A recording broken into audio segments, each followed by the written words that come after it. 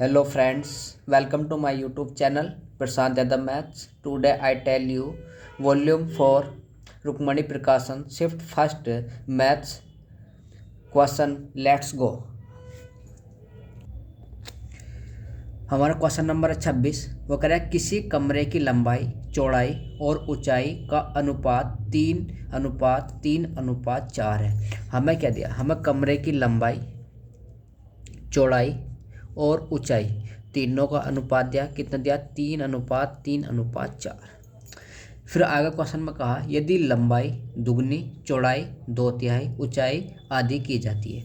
मतलब नई कंडीशन में न्यू कंडीशन में क्या कही कि उसने लंबाई को आधी, मतलब लंबाई को क्या कर देगा? यदि लंबाई को दुगनी मान लो पहले लंबाई हमारी 3 थी, अब इसे दुगना करेंगे तो लंबाई कितनी हो गई? 3 का 2 गुना, तो कितनी हो जाएगी? 6।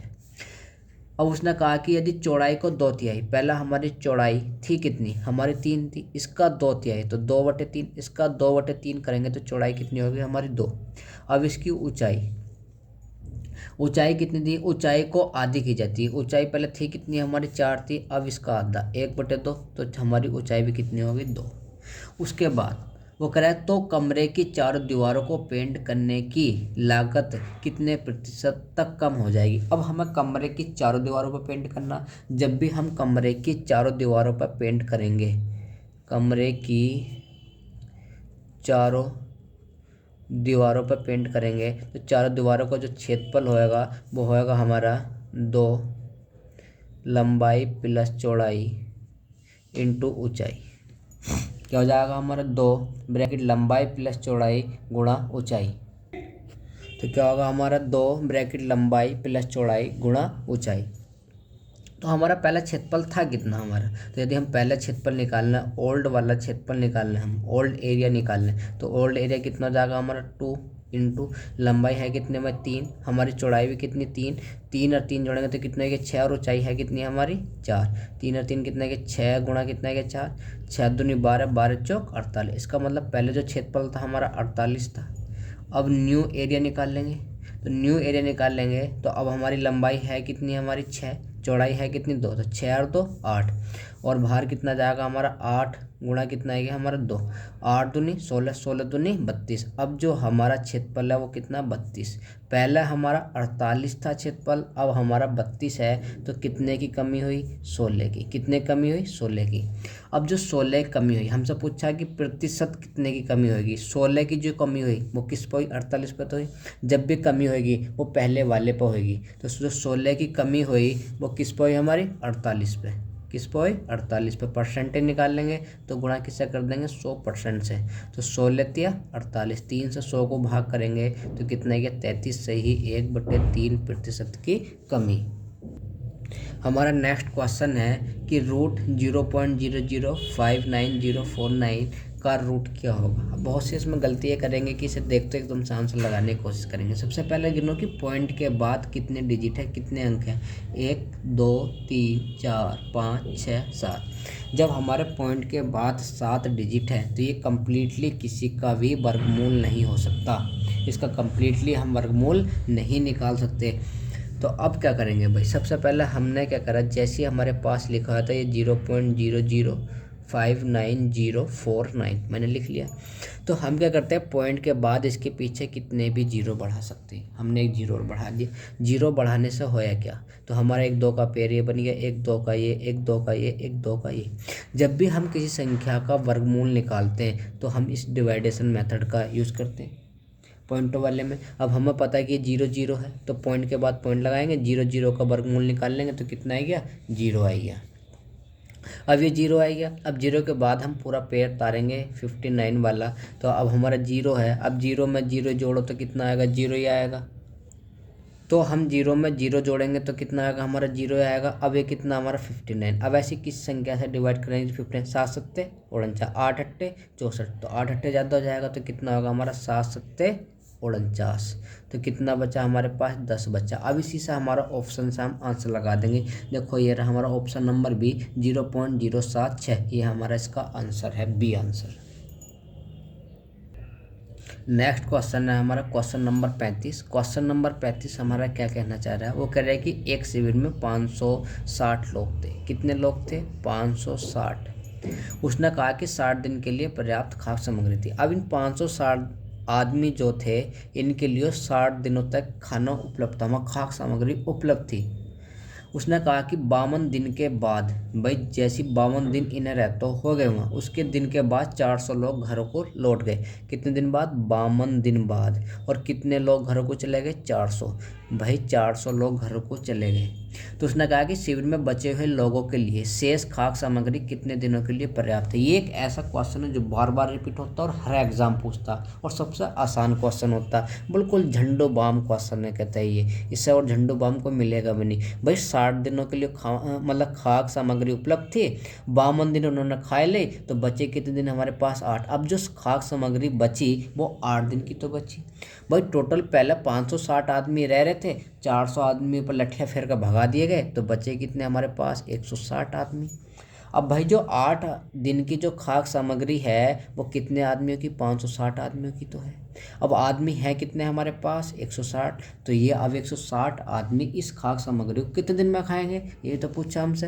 तो इसका मतलब 560 आदमी होते तो 8 दिन में खाते। अब कितने आदमी? 160 आदमी है, तो कितने दिन में खाएंगे? डी दिन में खाएंगे। तो क्या होगा भाई, हमारा 0 से 0 कैंसिल, 8 दूनी 16 और 2 से काटेंगे तो कितना? 28। तो इसका मतलब डी बराबर कितना है? 28 दिन। तो इसका मतलब 160 आदमी इस 28 दिन में खाद्य सामग्री को खाएंगे। अब हमारा नेक्स्ट क्वेश्चन है क्वेश्चन नंबर 36। क्वेश्चन नंबर 36 भी एक ललन टॉप सवाल आएगी फिर दोबारा से। वो कह रहा है कि यदि 2 वर्ष में 600 मूल्य के बिल की कीमत 660 रुपये हो जाती है, प्रतिवर्ष साधारण ब्याज की दर क्या है? देखो सबसे पहले हमें साधारण ब्याज का फॉर्मूला पता होना चाहिए। साधारण ब्याज बराबर होता है पी गुणा आर गुणा टी अपॉन 100। ये होता है हमारा साधारण ब्याज का फॉर्मूला। भाई हमारे पास कोई मूलधन था 600, अब जो हो गया वो उसका जो मिश्र धन हो गया, अमाउंट हो गया वो 660 रुपये हो गया। तो इसका मतलब हमारा जो साधारण ब्याज है 660 में 600 माइनस करेंगे तो कितना है? 60 रुपये। इसका मतलब 2 साल में जो ब्याज लगा वो कितना लगा हमारा? 60 रुपये। हमसे पूछा है कि प्रति एक वर्ष दर क्या थी, तो भाई हमारा फॉर्मूला क्या है? बराबर पी गुणा आर गुणा टी। तो क्या हो जाएगा? 60 बराबर मूलधन कितना? 600, दर कितनी हमारी? R%, टी समय के लिए, और बटे में कितना है? 100 R%, यहाँ परसेंट आएगा। और क्या होगा हमारा? ये 0 से 0 कैंसिल, 86 से कैंसिल करेंगे कितनी बार? 10 बार कैंसिल हमारा ये। और ये 0 से ये 0 कैंसिल, ये 10 इधर क्या जाएगा? इसकी गुणा में चला जाएगा। तो इसका मतलब R बराबर कितना आएगा हमारा? कुछ गलती हो गई क्या इसमें?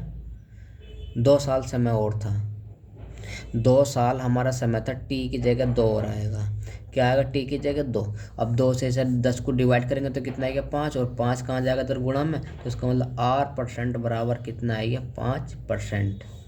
दोबारा से एक बार रिपीट कर दे रहा हूँ, क्योंकि हमारा जो साधारण ब्याज था वो कितना था? 60 रुपये। जो हमारा मूलधन था वो कितना? 600 गुणा R%, और समय कितना था? 2 वर्ष। तो गुणा 2 बटे कितना है? 100। ये 0 से 0 कैंसिल, काटेंगे फिटेंगे तो R बराबर कितना आएगा हमारा? 5%। और हमारा नेक्स्ट क्वेश्चन है क्वेश्चन नंबर 37। क्वेश्चन नंबर 37 क्या कहना चाह रहा? वो कह रहा है कि हमारा दिए गए संख्याओं की माध्यिका ज्ञात कीजिए। भाई माध्यिका ज्ञात करनी है हमें, तो क्या करेंगे? हमारे पास ये नंबर दिए हुए हैं,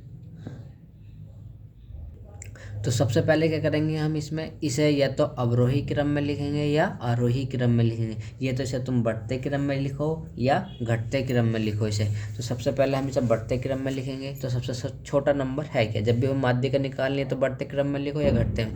सबसे छोटा नंबर है हमारा इसमें 16, 16 के बाद है हमारा 19, 19 के बाद है हमारा 23, 23 के बाद है हमारा 26, और 26 के बाद है हमारा इसमें 29, 29 के बाद है हमारा 30, और 30 के बाद है हमारा इसमें 31।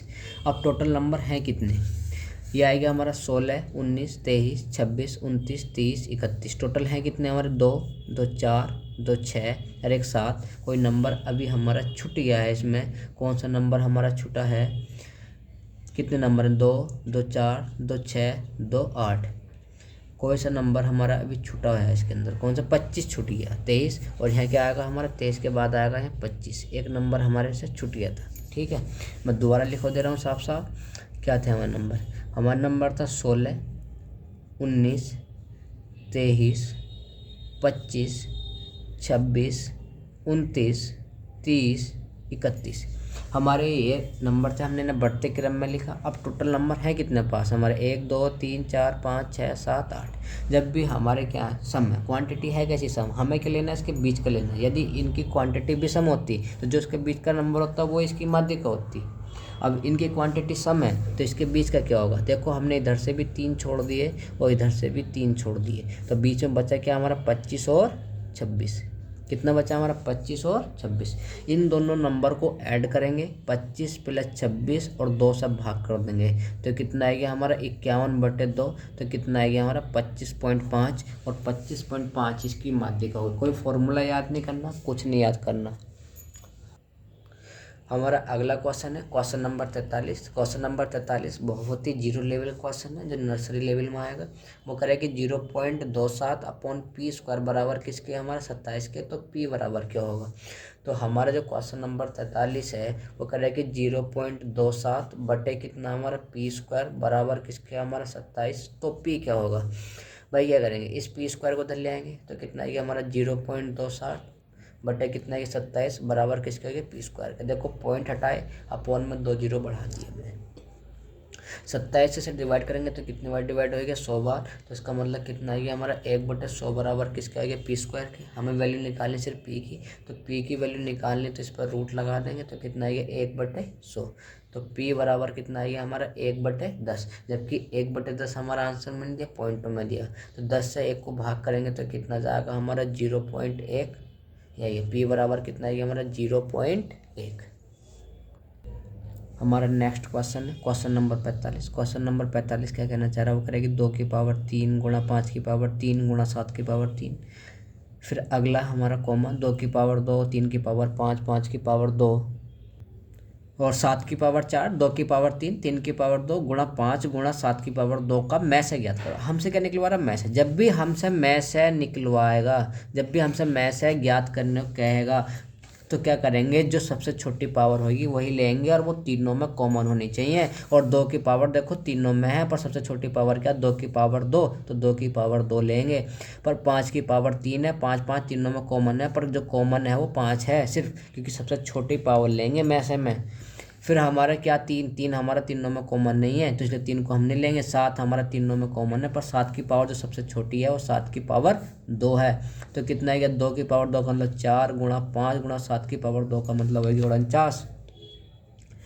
तो कितना आएगा हमारा, तो कितना है 5 चौक 20 और 20 की यदि 49 से गुणा करेंगे तो कितना आ जाएगा हमारा 20 गुणा 49, तो हमारा आएगा 980। तो हमारा जो इनका मैच होगा वो होगा 980। अब हमारा क्वेश्चन नंबर है 46, जो कि बहुत ही मोस्ट इंपॉर्टेंट क्वेश्चन है, बहुत ज़्यादा पूछे जाने वाला क्वेश्चन है और हर एग्जाम में पूछे जाने वाला क्वेश्चन है। वो करे कि 30 मीटर गुणा 22 मीटर माप के एक आयताकार पार्क से 2 मीटर चौड़े 2 फुटपाथ हैं और एक उत्तर से दक्षिण की ओर दूसरा पूर्व से पश्चिम की ओर, वे एक दूसरे को पार्क के मध्य में काटते हैं। क्या कर रहे हैं कि वे एक दूसरे को पार्क के मध्य में काट रहे हैं, जो कि 2 मीटर चौड़े रास्ते 2 बनाए गए हैं उसके अंदर। यदि मार्ग बनाने की लागत 15 रुपये प्रति वर्ग मीटर हो तो मार्ग निर्माण की कुल लागत की गणना कीजिए। जब भी ये वाला सवाल आएगा कि मतलब कोई एक क्या है हमारा आयताकार पार्क है और उसके बीच से 2 रास्ते बनाए जा रहे हैं, तो जब भी उस रास्ते का क्षेत्रफल पूछो या उसकी लागत पूछो तो सीधा हमें एक ही फॉर्मूला लगाना है। क्या फॉर्मूला लगाना है कि रास्ते की चौड़ाई ब्रैकेट बंद लंबाई प्लस चौड़ाई और क्या करेंगे हम माइनस रास्ते की चौड़ाई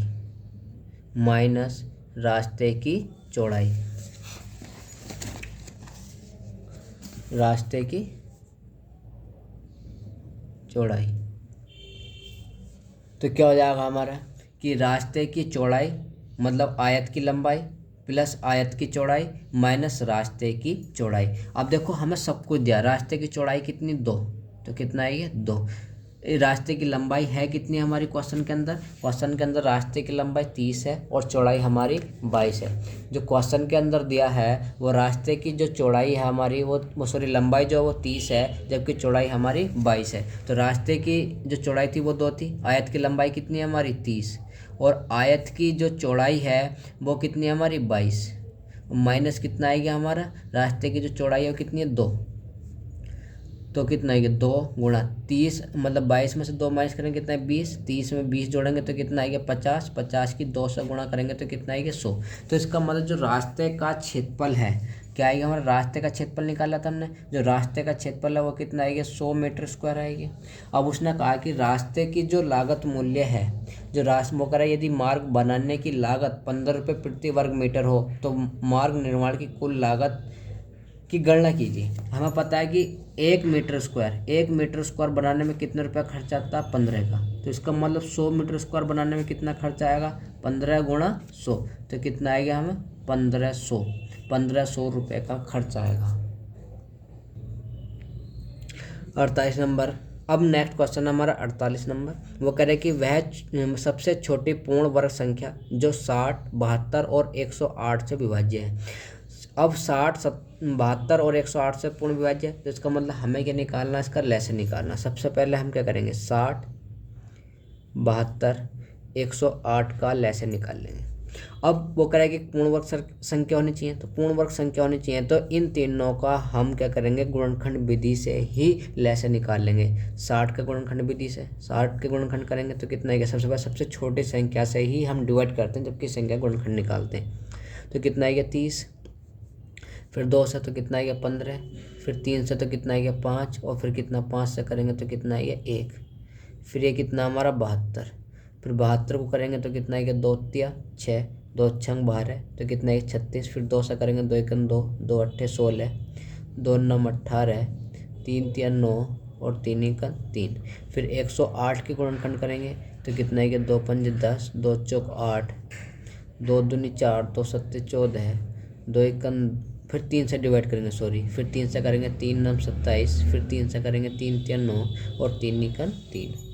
जब भी हम किसी संख्या का लैसे निकालते हैं तो क्या करते हैं कि हमारा कोई भी नंबर दोबारा से रिपीट ना हो और सबको एक एक बार लेना है, हर किसी को लेना है। तो जैसे इसमें 2 है तो इसमें भी 2 है, इसमें भी 2 है, तो इस 2 को एक बार लेंगे, फिर ये हमारा 2 है, फिर ये 2 है तो ये भी 2 है, फिर इस 2 को भी लेंगे, फिर क्या हमारा एक बार इसमें 2 है और किसी में 2 नहीं है, इस 2 को भी लेंगे, इसमें हमारा 3 है, इसमें हमारा 3 है तो इसमें भी हमारा 3 है, इस 3 को भी लेंगे, फिर क्या हमारा, फिर इसमें एक ही बार था तो इसमें 2 बार थे, इस वाले 3 को भी लेंगे, इस वाले 3 को भी लेंगे, इसमें 3 बार 3 है तो इस 3 को भी लेंगे। अब क्या इसमें हमारा 5 है, इसमें हमारा 5 नहीं है, इसमें हमारा 5 नहीं है तो इस 5 को भी लेंगे। जब भी कोई संख्या में पूर्ण वर्ग बनानी है तो 2 के पेयर होने ज़रूरी हैं। तो अब सबसे पहले हम पेयर बनाएंगे, एक पेयर बन गया, दूसरा पेयर बन गया, अब 3 पेयर नहीं बनने, एक तो हमारा 2 का, एक 3 का, एक 5 का। अब हमें क्या करना है पूर्ण वर्ग संख्या बनानी, तो पूर्ण वर्ग संख्या बनाने के लिए क्या करना पड़ेगा, पूर्ण वर्ग संख्या बनाने के लिए हमें इसमें एक 2 से गुणा करनी पड़ेगी, एक 3 से गुणा करनी पड़ेगी, एक 5 से। अब एक 2 का भी पेयर बन गया, 3 का भी पेयर बन गया और 5 का भी। अब सबके पेयर बन गए, सबके जोड़े बन गए, तो इसका मतलब अब एक पूर्ण वर्ग संख्या बन गई। अब इन सबकी गुणा करेंगे तो 2 दूनी 4, 4 दूनी 8, 8 तिया 24 और 24 आएगा हमारा, और 24 तिया 72 और 72 की 300 गुणा करेंगे तो 72 की 300 गुणा ना करके पहले 72 की 500 गुणा कर दो, तो 72 की 500 गुणा करेंगे तो कितना आएगा हमारा 360, और 360 की 200 गुणा करेंगे तो कितना आएगा 720, और 720 की 500 गुणा कर देंगे, 720 की 500 गुणा करेंगे तो कितना जाएगा हमारा, तो 3600 आएगा हमारा, तो कितना आएगा हमारा 3600। अब 2 3 बचे, एक 3 ये बचा, एक 3 ये बचा, 3 तिया 9, 3600 की 9 से गुणा करेंगे तो 36 की 9 से गुणा करेंगे तो कितना आएगा 324, 2 जीरो बचे, 2 जीरो आएगा तो कितना आएगा 32400। हमारा नेक्स्ट क्वेश्चन है क्वेश्चन नंबर 57। क्वेश्चन नंबर 57 क्या है, वो कह रहा है कि राम और श्याम के बीच एक धनराशि 8:19 के अनुपात में विभाजित की जाती है। यदि श्याम को 247 रुपये प्राप्त हुए तो राम को कितनी राशि प्राप्त हुई। भाई पहले क्या है, राम और दूसरा कौन है हमारा श्याम, उनके जो बीच राशि बांटी गई है वो 8:19 में बांटी गई है, जबकि श्याम को मिले कितने हैं 247 रुपये। तो इसका मतलब 19 बराबर है किसके, 247 के। इसका मतलब 1 बराबर है किसके, तो 19 से 247 को भाग करेंगे तो 19 एकन 19, 5 बचा 57 हो गया, 19 या 57, तो 1 बराबर 13 के। अब 1 बराबर 13 के, तो राम को मिले कितने, 8, तो 8 बराबर किसके हो गया, 13 गुणा 8, तो 13 की 8 से गुणा करेंगे तो कितना आएगा, 13 अट्ठे 104, तो कितना आ गया हमारा, 13 अट्ठे 104। तो इसका मतलब हमारा जो राम को पैसे मिले वो कितने मिले, 104 रुपये मिले।